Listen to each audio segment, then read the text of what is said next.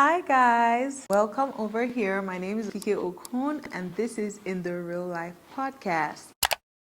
If you're new here, this is a safe space. If you love improving yourself, you have big visions and high standards for yourself and you're working towards it, I want you to know that you're not alone on that journey, because that journey can get lonely. There are a lot of us young people that are actually doing the same. We have the biggest dreams and the biggest plans for ourselves, and we're just doing our best. We're putting in the effort. We're doing what nobody around us is doing, and you are at a safe space. Here, we are here to improve you. We're a family, we're a gang.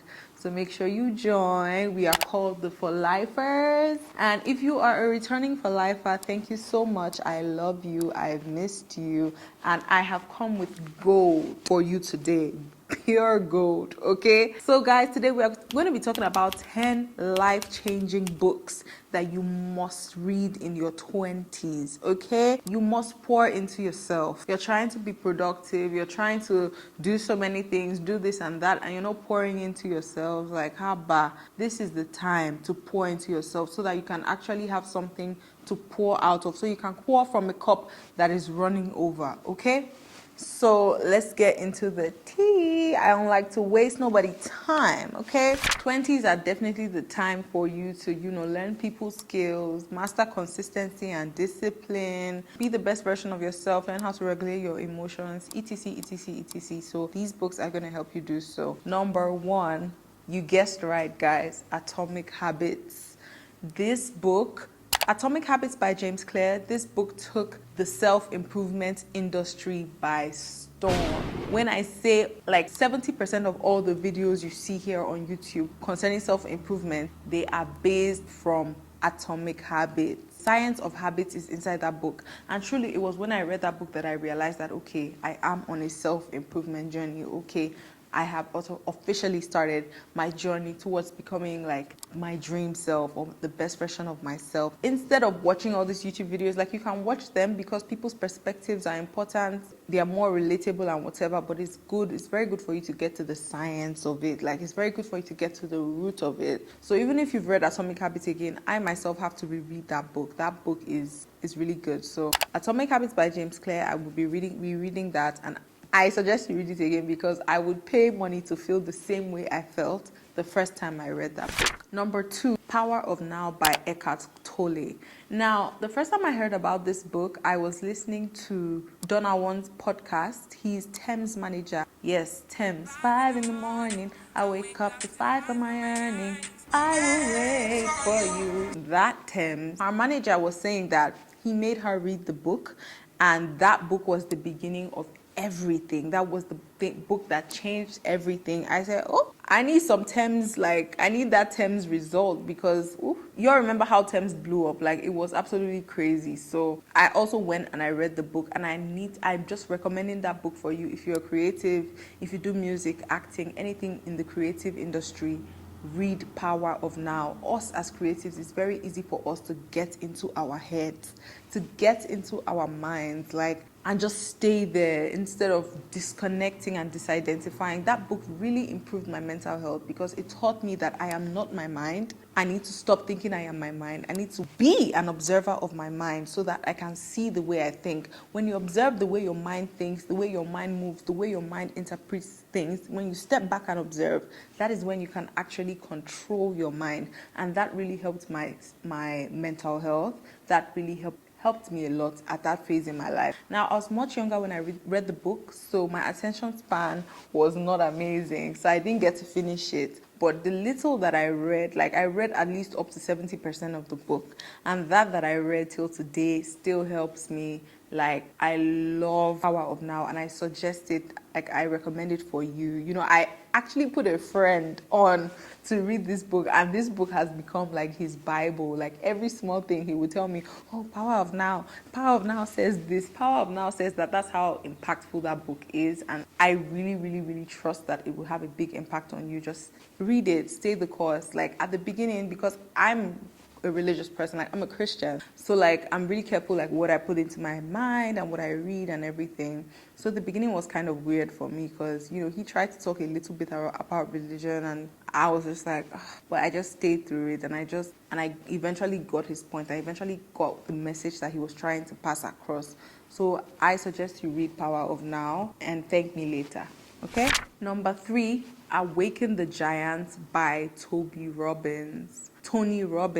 Guys, this book changed my life. Like, this is actually the most impactful book I've ever read. I read this book in 2022, December. Like, we were traveling and I didn't want to be bored while my family was traveling, so I just randomly picked this book in my dad's library. I thought it was random, but guys, it was not random. God had a plan for me when I picked this book. Awaken the Giant Within. God. I picked this book in December. I finished it in February. Between December and February, guys, I lost like 15 pounds. I started earning in US dollars. And mind you, I was in Nigeria. I was in Nigeria, and I like, our currency is trash. And I started earning in USD. And also I got 2 jobs that I really wanted, and I learned so much from those jobs. Those jobs enabled me to like meet different celebrities and be in spaces that normally I would not be in, or I wouldn't like automatically go there, but those jobs put me in those kind of spaces, and it was very good for me, to be honest, because I learned a lot of skills from those jobs that I eventually used in my business. So that book really awoke the giants in me. That book is still like, I will read that book over and over, and the funny thing is that the book is not even popular. It's not a popular book. Please read Awaken the Giant by Tony Robbins. The book changed my life. It did. It did not just make me feel nice, feel excited. Guys, I was doing the do. Okay, guys. Number 4, The Mountain Is You. This book is quite popular. You see a lot of people posting it and stuff. It's for a reason. Let me tell you something. The science is not enough. I know people like the science of doing things, but the science can never be enough. You could know the scientific reason why you're procrastinating. You know the scientific reason why you are self-sabotaging, but you still keep doing this. And this is because your conscious and unconscious emotions are not sorted out. This book is like so healing and therapeutic. It helps you not just identify your patterns, but sort out the emotions that are causing those patterns.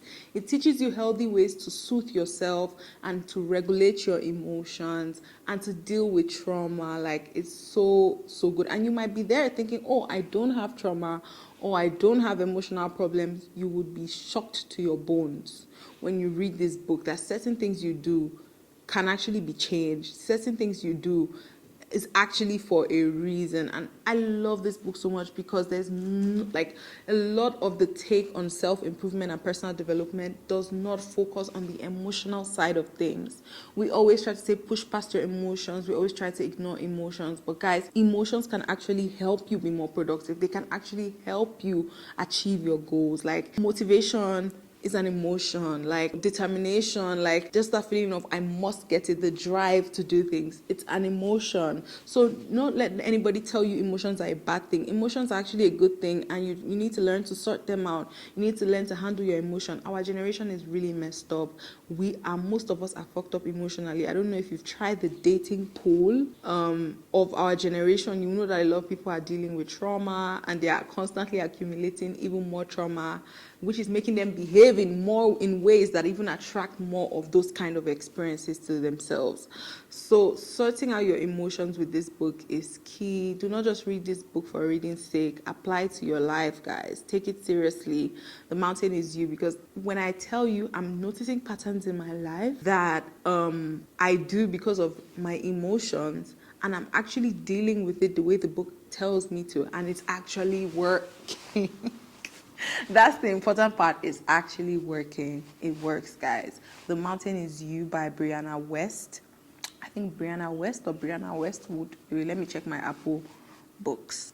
Brianna West. I got it. It's Brianna West. Look, I ain't playing with y'all, man. I'm serious about my books. Look, Mountain Is You, 4-hour week. Like, I'm still reading 4-hour week, so I cannot recommend it to you because I'm like, I need to see if it's worth the hype before I tell you about it. Yeah, but I think it's a good book. A lot of people do say that it's a helpful book.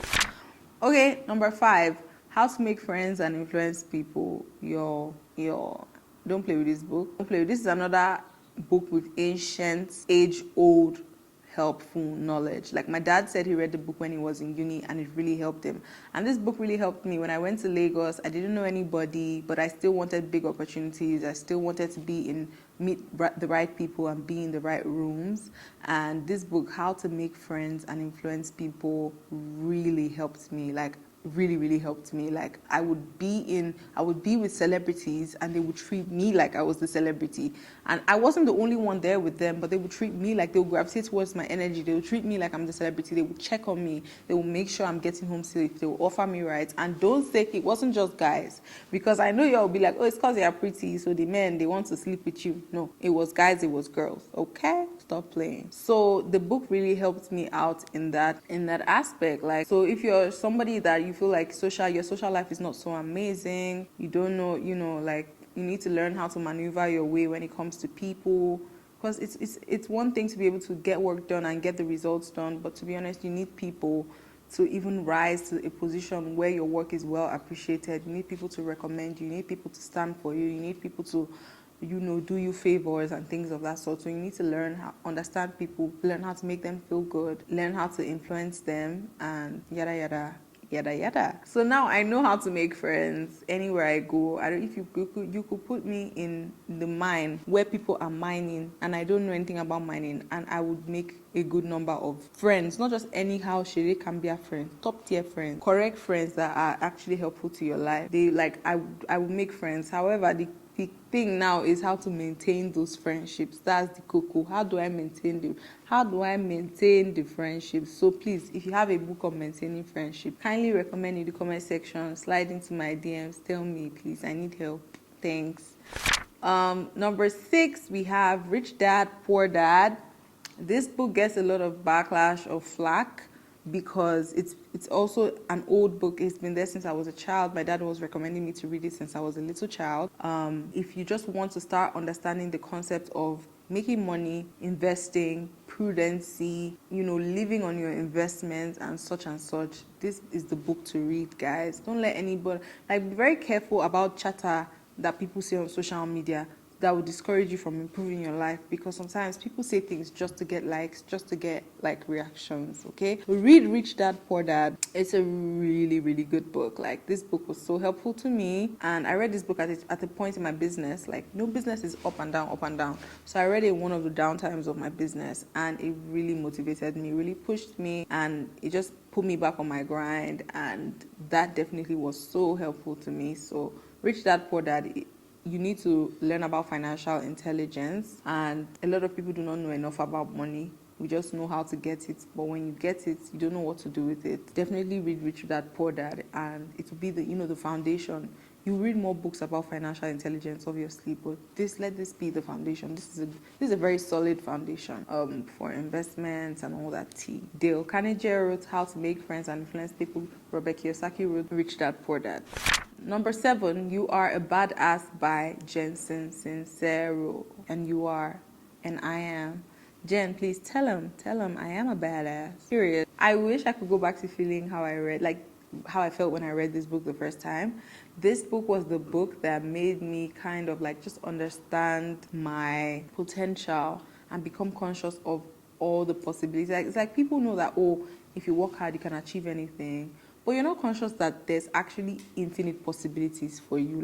You can really be that girl. You can really do whatever you want. And this book made me understand that. This book made me feel that from the bottom of my heart. I felt so happy, so motivated when I read this book. I was excited for everything, for all the grand possibilities that God has given to me. And the book just helps you to change your perspective. Instead of seeing your potential as this difficult task that you must achieve to prove your self-worth to the world, you start to see your potential as, just this exciting privilege to be able to just an exciting privilege that you can make a reality. And that shift in perspective is very key, very important, and very beautiful. Number 8, 48 Laws of Power. Listen, I need to read this again. even as a child, I read this book and I knew that this book was too good. Like I could even see how to apply it as a child. Guys, life is not vibes and inshallah. I'm sorry, but life is not vibes and inshallah. If you're trying to climb up in your office, trying to climb up in the social strata or in your industry, whatever, you need strategy. You need wisdom. People are good. They are going to be corporate bullies that are there to like stomp on you and make sure that you don't move forward. There's going to be, tricky, sneaky people that disguise as friends. And 48 Laws of Power just shows you how to deal with them, how to handle them. Yes, guys, life, when you get out of school, and you enter into a certain industry or into certain offices or into certain spaces, life is like high school all over again. Yes, but this time the stakes are higher and, the the possibilities are endless. Do you understand? So you need wisdom, you need strategy, you need to understand human beings and how to like influence them and overtake them. It might sound a bit gruesome at some point, but you definitely apply it along with your morals, along with the things that you can do and can't do. Like there's some things the book recommends I wouldn't do personally because of my religion and because of my beliefs and my upbringing. But there are definitely a lot of things there that are really helpful. And even if you might not do them, you might be able to like see how somebody else could try and do that to you and learn how to like maneuver your way and all that. Number 9, Eat That Frog. Let me show you this book. This book, I wasn't playing with this book. Like, I was not playing with this book. This book is in my library. Let me pull it up. Chill. Let me pull it up. Look at it. Eat That Frog by Brian Tracy. This book is specifically for procrastinators. This was a major issue of mine at some point in my life. Procrastinating. I genuinely thought I had an issue, and I did have an issue, but it wasn't that much of a big issue once I learned the skills on dealing with procrastination. And that's what this book helped me do. It's specifically written for procrastinators. It teaches you to do the ugly, hard things, like eat the frog. Like, who wants to eat a frog? Eat the frog. That's what the book teaches you. Like, it's just like skills and tips on how to overcome your procrastination. And when I read the book, it felt like the person was talking to me. It felt like Brian Tracy was talking to me, and it was really helpful. And I'm proud to say I'm not a procrastinator anymore. I might do a little 1-2, but it's never as chronic as it used to be that time before I read this book. So if you know you procrastinate, Eat That Frog is a very good book for you. You're welcome. And number 10, I would be a faker. I would be a liar. I wouldn't even know who I am if I did not recommend for you to read the Bible. Guys, you cannot be improving your mind, improving your body, and you're not improving your spiritual life. What are you doing? What are you doing? Like, don't do that.